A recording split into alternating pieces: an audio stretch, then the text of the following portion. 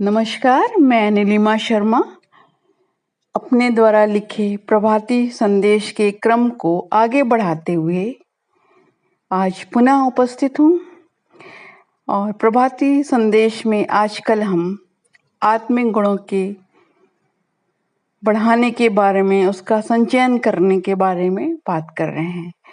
श्रावण मास में महादेव शंकर जी के गुणों का आधार लेकर उनके गुणों का मनन चिंतन करके, उनकी धारणा करके हम अपनी शक्ति को कैसे बढ़ाएं, इस पर हम चर्चा कर रहे हैं।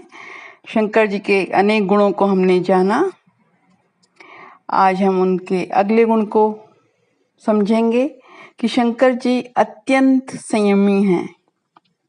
उनका अपने इंद्रियों पर सदैव नियंत्रण रहता है।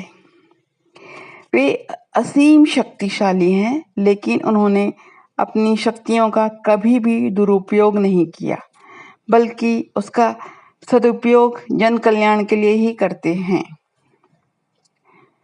उनका संयमित और धैर्यवान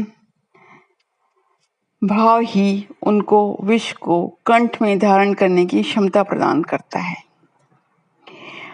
वे भले ही अलमस्त रहते हैं, उनका रहन सहन अघोरी सा है, लेकिन वे हमेशा मर्यादाओं का पालन करते हैं।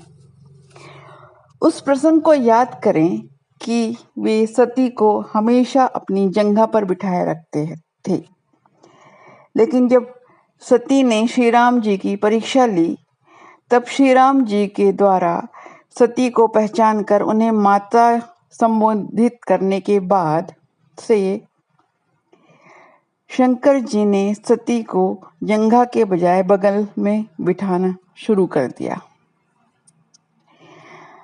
शंकर जी सदैव अपने आराध्य के ध्यान में मगन रहते हैं। अपने कर्मेंद्रियों को अपने वश में करके उपराम होने के कारण वे सदैव आनंदित रहते हैं, आनंद में मगन रहते हैं। इस कारण से उन्हें भंग या अन्य नशे से लिप्त समझा जाता है, जो कि सही नहीं है। असल वजह तो यह है कि वो संयम भाव उनमें इतना बढ़ा हुआ है कि वे उपराम अवस्था में रहते हैं, अपने कर्म इंद्रियों और ज्ञान इंद्रियों को वश में रखकर आनंदित भाव से रहते हैं तथा सदैव अपनी मर्यादा का पालन करते हैं, इसलिए वो अपने में मगन रहते हैं। हम भी संयमित रहें, अपनी मर्यादाओं का पालन करें, अपनी इंद्रियों को वश में रखें और जीवन को आनंदित तरीके से जिएं।